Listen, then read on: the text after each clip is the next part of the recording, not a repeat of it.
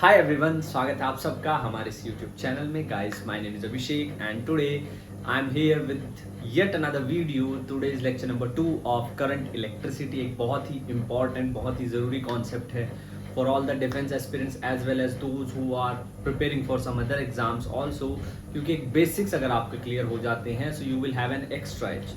So let's start without any delay. And yesterday the last expression that we had done was drift velocity. Vd is equals to E tau upon m. That was the last expression. And this is the velocity, the average velocity with which electrons are drifted toward the opposite terminal. वो velocity थी जिसके साथ electron दूसरे terminal की तरफ drift कर रहे थे। अगर मेरे पास ये एक कंडक्टर है, let's say I have this conductor and इसको मैंने कनेक्ट कर दिया है एक बैटरी के साथ लाइक दिस, तो electron are drifted toward this average speed. Secondly, if L is the length of the conductor, तो current through this conductor will be N E A V D. I is equals to N E A V D. Let me tell you the nomenclature of each and every representation. N is number of electrons पर unit volume. Number of electrons per unit volume में कितना है, जो background noise उसको थोड़ा avoid करें। E is charge on one electron. E जो है that is charge on one electron. एक इलेक्ट्रॉन पे कितना चार्ज है। A is area of cross section, area of cross section. A जो है वो एरिया ऑफ क्रॉस सेक्शन है। And Vd is drift velocity. Vd is drift velocity.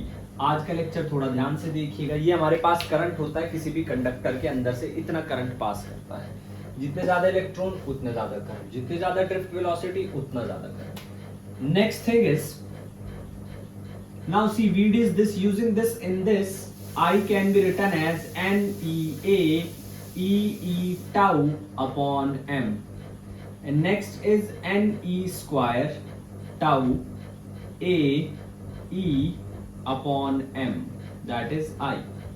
और क्योंकि इस चैप्टर के अंदर we are not going to discuss about the electric field, तो इलेक्ट्रिक फील्ड को हम लोग पुट करेंगे E is equals to V upon L, तो I is equals to Ne square tau A V upon ml, and V can be written as ml upon Ne square tau A into I.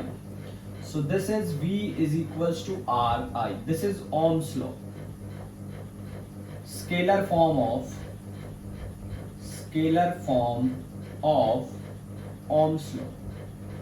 ये Ohm's law है, scalar form Ohm's law, that is the Ohm's law. V is equals to Ri. अब जब हमें पता चल चुका है that this is Ohm's law, but इसके लिए एक चीज मस्ट है कि physical condition kept constant.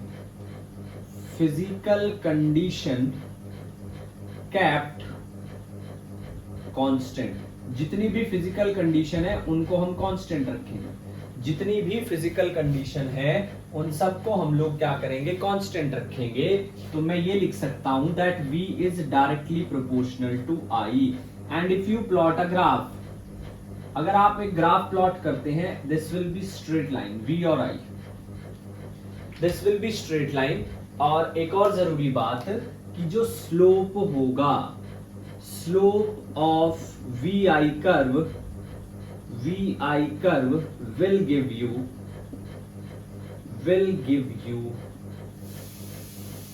resistance। तो यहां से इसको अगर कंपेयर करेंगे तो R की वैल्यू मेरे पास आई है m upon Ne square tau L upon A। This is resistance. अगर आप ध्यान से देखेंगे, apart from length and area of cross section, resistance depend upon n and tau, number of free electrons per unit volume, और tau relaxation time. एक और बात, आपको जो है, लेट्स टेक एग्जांपल, एक क्वेश्चन है, we are given with the IV graph, IV graph. This is for R1, this is for R2, this is for R3. We are given with these three and हमसे पूछ लिया जाता है that which of the following is correct, which of the following is correct, इनमें से कौन सा सही है, जो हमने पहचानना है, जो हमने फाइंड आउट करना है. Out of this which one is correct. Option A is R1 greater than R2 greater than R3. Option B is, थोड़ा चेंज करते हैं, R3 R2. R1 greater than R3 greater than R2. R1 less than R3 less than R2. R1 greater less than R2 less than R3. हमारे पास ये चार option है. If you look at these options very carefully, you will find out that there are four options and two of them are of same kind, two of them are of same kind. A और D देखो, R1 R2 R3 R1 R2 R3. B और C देखो, R1 R3 R2 R1 R3 R2. तो A और D नहीं होंगे. The reason is that there is R3. अब ऐसा नहीं हो सकता कि R3 इससे भी छोटा हो, इससे भी छोटा हो, या इससे बड़ा हो, इससे भी बड़ा हो. तो या तो B है या तो C है. How to find out. अब यहां पर देखिए, आप स्लोप निकालते हैं tan थीटा. थीटा होता है I एक्सिस के साथ एंगल. ये रहा थीटा 1, ये रहा थीटा 2, ये रहा थीटा 3, सॉरी ये रहा थीटा 3, ये रहा थीटा 2. मैंने सफिक्स यूज किया है, जो रेजिस्टेंस का वही एंगल का है. अब यहां पर वी नो दैट जैसे जैसे थीटा इंक्रीज करेगा, भाई जैसे जैसे थीटा इंक्रीज करेगा वैसे वैसे टेन थीटा भी इंक्रीज करेगा. जैसे जैसे थीटा इंक्रीज करेगा वैसे वैसे टेन थीटा भी इंक्रीज करेगा. आपको ग्राफ उल्टा दिया है ये जानबूझ करके. तो थीटा 1 सबसे कम है तो R1 सबसे कम, थीटा 3 उससे ज्यादा है तो R3 उससे ज्यादा, थीटा 2 सबसे ज्यादा है तो R2 सबसे ज्यादा. तो C option, C is the correct option. आपके पास V is equals to IR और R आपके पास है V upon I, यानी कि वोल्ट पर एम्पियर. इसको बोलते हैं हम ओम. वोल्ट पर एम्पियर को ohm is the unit of resistance. अब एक बहुत इंपॉर्टेंट बात, जो हो सकता है आपको एकदम से थोड़ा अजीब लगे, R ना तो V पे डिपेंड करता ना I पे डिपेंड करता है. बिल्कुल सिंपल क्लियर कट बात है. R does not depend on V as well as on I. तो R डिपेंड किस पे करता है? Resistance depends on A nature of the material. Material का नेचर कैसा है? Nature of the material, material का नेचर कैसा है, सबसे पहली बात. Second is dimension of the material, length और area. Dimension of the material, material के डायमेंशन पे डिपेंड करता है. तीसरा टेम्परेचर, तीसरा डिपेंड करता है टेम्परेचर के ऊपर. तीन आपके पास कैरेक्टरिस्टिक है, प्रॉपर्टी है, जिन पे जो है रेजिस्टेंस जो है वो डिपेंड करता है. नेचर, डायमेंशन और थर्ड वन इज टेम्परेचर. तो सबसे पहले मैं बात करूंगा टेम्परेचर. टेम्परेचर, अब अगर आप रेजिस्टेंस का फॉर्मूला चेक करोगे, R is equals to ML NE square tau A. There are only two factors which affected by the change in temperature. केवल दो फैक्टर है जो चेंज इन टेम्परेचर की वजह से अफेक्ट हो सकते हैं, और वो दो फैक्टर कौन कौन से हैं? Number 1 is this, number of free electrons. Number 2 is relaxation time. N number of free electrons per unit volume. सबसे पहला ये है number of free electron per unit volume. दूसरा है tau, average time between two collision. दो collision के बीच का एवरेज टाइम, दो जो आपके पास कोलिजन हैं उनके बीच जो एवरेज टाइम है that is what tau is. अच्छा, अब यहां से एक और बात होती है कि फिर ये वेरिएशन कैसे होगा, फिर वेरिएशन कैसे होगा, तो वेरिएशन के लिए भी थोड़ा सा समझिए आप कि वेरिएशन कैसे होगा। मैं इसको रब कर रहा हूँ भाई, पॉज करके नोट कर लीजिएगा। I need to change the register.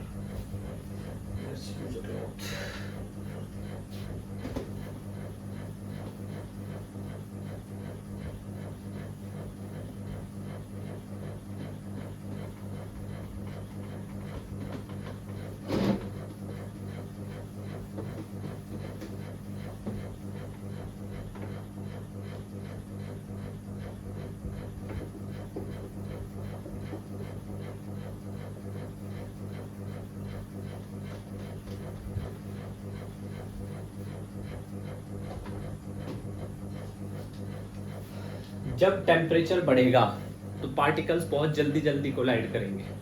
जब टेम्परेचर बढ़ेगा तो पार्टिकल्स बहुत जल्दी जल्दी कोलाइड करेंगे, और जब बहुत जल्दी जल्दी कोलाइड करेंगे तो टाउ डिक्रीज होगा। टाउ जो है डिक्रीज होगा with temperature, with temperature tau decreases. अब पहले सपोज एक यूनिट वॉल्यूम में कुछ 10 इलेक्ट्रॉन थे, 10 फ्री इलेक्ट्रॉन थे। अब जल्दी जल्दी कोलाइड कर रहे हैं तो वो बढ़ के 15 भी हो सकते हैं, 17 भी हो सकते हैं, 20 भी हो सकते हैं, तो n इंक्रीजेस। अब पॉइंट ये है कि n भी इनवर्सली प्रोपोर्शनल है टाउ भी। एक फैक्टर कह रहा है r बढ़ जाए, एक फैक्टर कह रहा है r कम हो जाए, तो किसकी बात मानी जाए, किसकी बात मानी जाए यहां पर? For conductors, for conductors, conductors के लिए n tau dominate, tau dominate, क्योंकि इन n पहले ही 10 की पावर 29 मीटर क्यूब है। 100 भी बढ़ गए तो ना के बराबर बढ़े हैं, इतने ज्यादा इलेक्ट्रॉन्स है पहले से। अगर 100 बढ़ भी गए तो ना के बराबर बढ़े हैं, तो टाउ डोमिनेट्स, तो resistance increases with increase in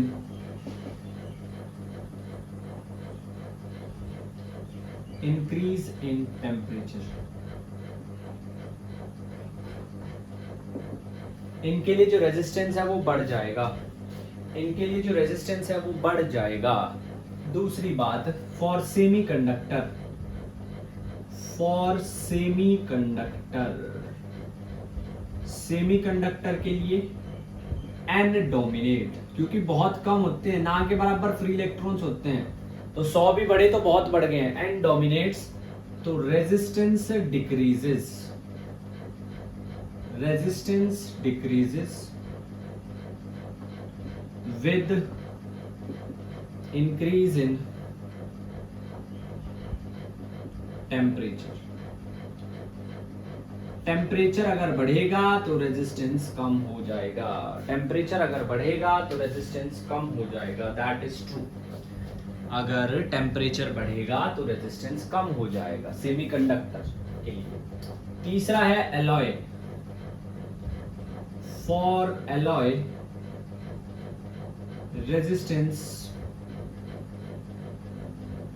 will not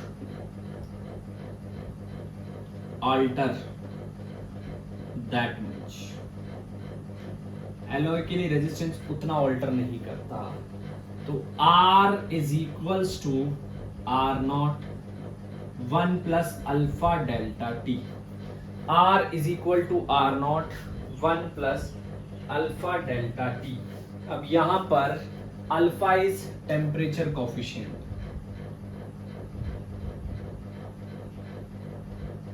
temperature coefficient, alpha is positive conductor,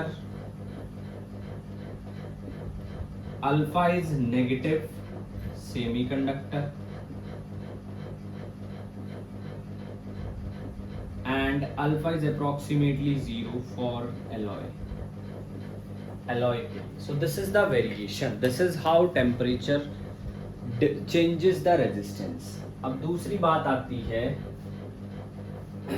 चलो यहीं पे एक और बात कर लेते हैं, एक और बात कर लेते हैं यहाँ पे रिगार्डिंग रेजिस्टिविटी। रेजिस्टिविटी के रिगार्डिंग भी एक जरूरी बात कर लेते हैं। रेजिस्टिविटी का भी सेम फंड, चलो पहले रेजिस्टेंस की फिर बात करते हैं रेजिस्टिविटी, पहले रेजिस्टेंस की ही बात करेंगे। अब हमारे पास दूसरा फैक्टर हमारे पास आता है डायमेंशन पे। डायमेंशन पे रेजिस्टेंस किस तरीके से डिपेंड करता है? डायमेंशन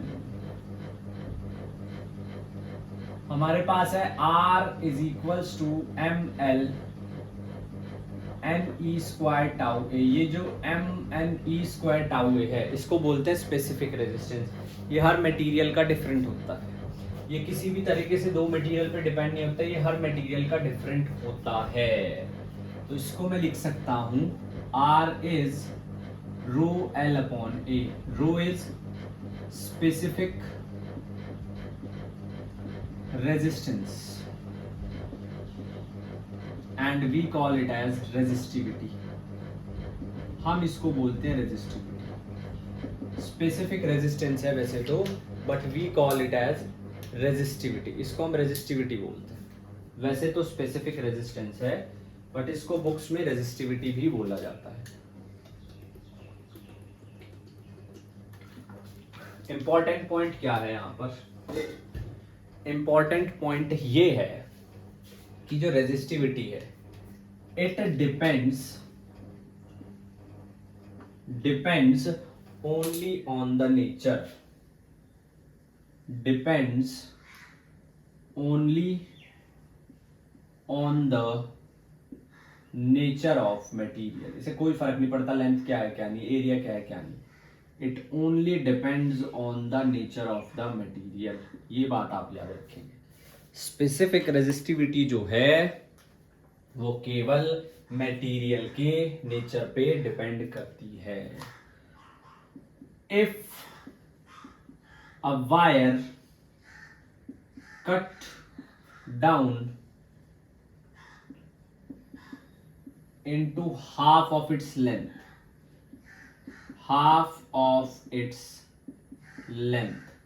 अगर किसी वायर को उसकी लेंथ के हाफ उसमें मैं कट कर दूं तो रेजिस्टेंस कितना होगा? R डैश आ जाएगा रो L बाय 2 अपॉन A। तो R डैश की वैल्यू आपके पास आ जाएगी रो L अपॉन 2A, और यहां से रो L अपॉन A जो है पहले से ही R है तो रेजिस्टेंस R बाय 2। बहुत ही सिंपल है। अगर कटिंग होती है तो किसी एक में चेंज आएगा, ध्यान से सुन लीजिए। अगर कटिंग होती है तो किसी एक में चेंज आएगा, अगर कटिंग नहीं होती है, मेल्ट कर दिया जाता है या कुछ और, फिर आपको वॉल्यूम को कंजर्व रखना पड़ेगा। जी हाँ, यही बस फंडा है, यही एक इसमें ट्रिक छुपी है। अगर मेल्ट या स्ट्रेच कर दिया जाता है तो you have to conserve the volume. मैं सेम क्वेश्चन करता हूं अब। Cut down into half of its length. इफ a wire melt into half of its length,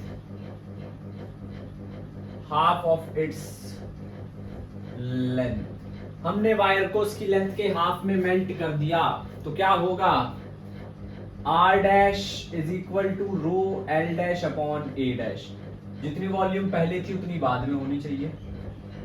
A into L A dash into L dash, A into L A dash into L by 2। तो A dash की value कितनी आ जाएगी? 2A। Area बढ़ जाएगा, जितनी length कम होगी area उतना बढ़ जाएगा। सिंपल, जितनी लेंथ कम होगी एरिया उतना ही बढ़ जाएगा। As simple as that. तो R dash comes out to be rho L by 2 2A। तो अब R डैश आपके पास कितना आ गया है? R by 4। देख लो, एक बार कट किया, एक बार स्ट्रेच किया, मेल्ट किया। तो यहां पर फॉर मेल्टिंग और stretching for melting or stretching, V is equal to V dash A into L, A dash into L dash और A into L कितना आ जाएगा A dash into NL, तो A dash की वैल्यू कितनी आ गई है A upon N और R dash कितना आ जाएगा रो L dash A dash। रो को कोई फर्क नहीं पड़ता, मटेरियल सेम होना चाहिए। मैं बार बार एक ही बात दोहरा रहा हूँ, एग्जाम में ध्यान से देख लेना। स्पेसिफिक रेजिस्टेंस पूछा तो सिर्फ मटेरियल पे डिपेंड करेगा और किसी चीज पे नहीं। चाहे वो लेंथ डबल कर दे, हाफ कर दे, एरिया डबल कर दे, हाफ कर दे, रेडियस डायमीटर कुछ भी बदल ले, it will not have any impact on resistivity. तो R dash is equal to rho n L A by N, तो यहाँ से आपके पास N स्क्वायर R हो जाएगा। लेंथ N टाइम बढ़ रही है तो रेजिस्टेंस N स्क्वायर टाइम्स बढ़ जाएगा, लेंथ N टाइम कम हो रही है तो resistance R N square times कम हो जाएगा। ये था भाई हमारे पास वेरिएशन ऑफ रेजिस्टेंस। रेजिस्टेंस किस तरीके से वेरी करता है, रेजिस्टेंस किस तरीके से वेरी करता है। रेजिस्टेंस सिर्फ नेचर ऑफ द मटेरियल पे डिपेंड करती है। रेजिस्टिविटी होती है rho is equals to m upon n e square tau, m e square tau. और रेजिस्टिविटी की यूनिट की अगर मैं बात करूं तो वो होती है ओम मीटर।